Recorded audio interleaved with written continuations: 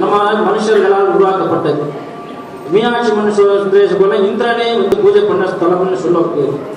அப்படிப்பட்ட பிரிய ஸ்தலத்துல அந்த அம்பாளையும் சுவாமியை தொட்டு பூஜை பண்ணி அந்த பூஜை முறை நாங்கள் பூஜை முறை அலங்கார முறைன்னு உள்ளது.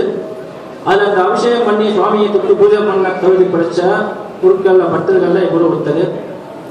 இவர் இப்போ ஆஸ்திரேலியா இருக்காரு. இன்னைக்கு யதார்த்தமா இந்த கோயில் தர்சனம் வந்தோம், நாங்களே இன்னைக்கா சந்திச்சோம். நல்லா பேசக்கூடியவர்.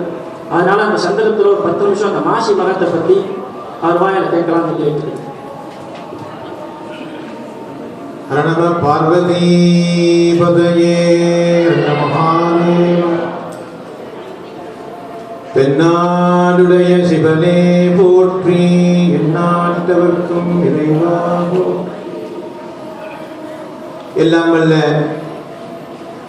ஸ்ரீ ராஜமாரி அம்பிகையினுடைய பெருங்கருணையினாலும்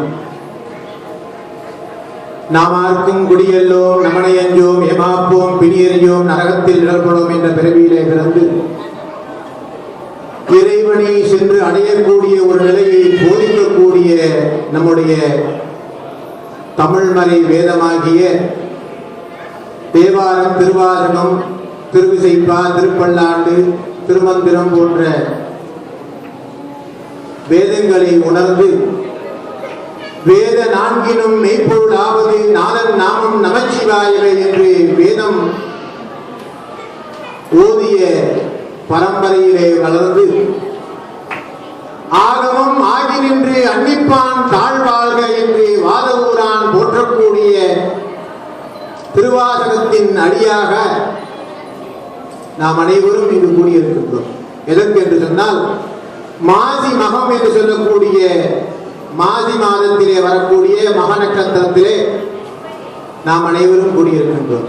அதுவும் யாரை கும்பிடுவதற்கு கூடியிருக்கிறோம்?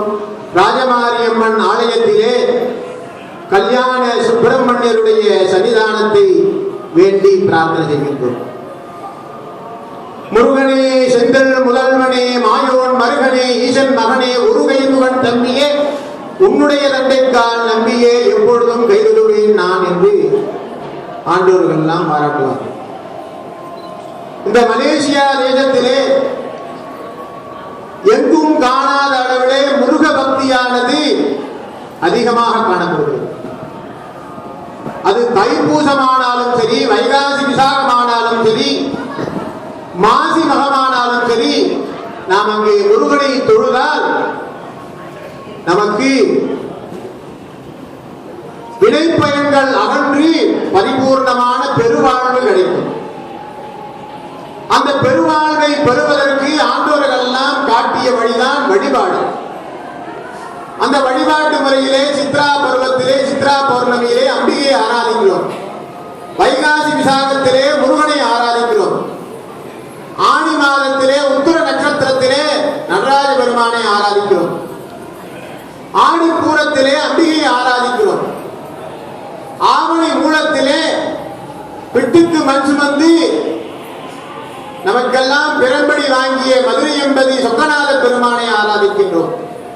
புரட்டாசி மாதத்திலே 9 நாட்களும் நவராத்திரி காலங்களிலே அம்பிகையை ஆராதிக்கிறோம். ஐப்பசி மாதத்திலே அமாவாசை தினத்திலே நரக சதுர்தசி என்று ஸ்நானம் செய்து தீபாவளி திருநாளாக நாம் கொண்டாடுகின்றோம். கார்த்திகை பெருவிழா உங்களுக்கு தெரியவே வேண்டாம், சொல்லவே வேண்டாம். முருகனை ஆராதிக்கின்றோம்.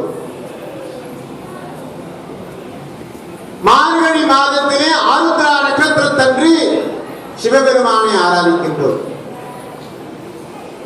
மாசி மாதம் தை மாசத்திலே சூரிய பகவானை ஆராதிக்கின்றோம். மாசி மாதத்திலே மக நட்சத்திரத்திலே அம்பிகையை ஆராதனை செய்வதோடு முருகனை ஆராதனை செய்வது நமக்கெல்லாம் பரிபூர்ணமான பலனை கொடுக்கும் என்பார்கள் ஆண்டோர்கள். இந்த மாசி மாதத்திலே வரக்கூடிய நட்சத்திரம் மக நட்சத்திரத்திலே 12 ஆண்டுகளுக்கு ஒரு முறை எப்பொழுது குரு பகவான் கும்பராசியிலே பிரவேசம் செய்கின்றாரோ அது மகாமகமாக நாம் ஆராதிக்கின்றோம். அப்பேற்பட்ட இந்த மாசி மாதத்திலே நாம் இங்கே அமர்ந்து முருகனை ஆராதிக்கக்கூடிய ஒரு அனுகிரகத்தை அருளி இருக்கின்றார் என்று சொன்னால், பேசாத நாளெல்லாம் பிறவா நாளே என்று சொன்னார் மாணிக்கவாசகர். என்றைக்கெல்லாம் நாம் பேசுகின்றோமோ, இறைவனை பற்றி பேசுகின்றோமோ, அதெல்லாம் நம்ம பிறந்தனார். என்னைக்கு பேசாத நாளெல்லாம் பிறவா நாளே. இறைவனை பற்றி என்னைக்கு நாம் பேசாமல் இருக்கின்றோமோ அன்று பிறவாத நாள். அந்த பிறவா நிலை அடைவதற்கு மனிதனும் தேவரும் மாயா முனிவரும் வந்து சென்னி என்று சொன்னார் அபிராமி பட்டர். இறைவனை தொழுவதற்கு யார் முதலில் வருகிறார்கள் என்று சொன்னால் மனிதரும் தேவரும் மாயா முனிவரும் வந்து சென்னி. முதல்ல வரதான் மனிதர்கள். அவையார் அருமையா சொன்னார். எப்படி சொன்னார்?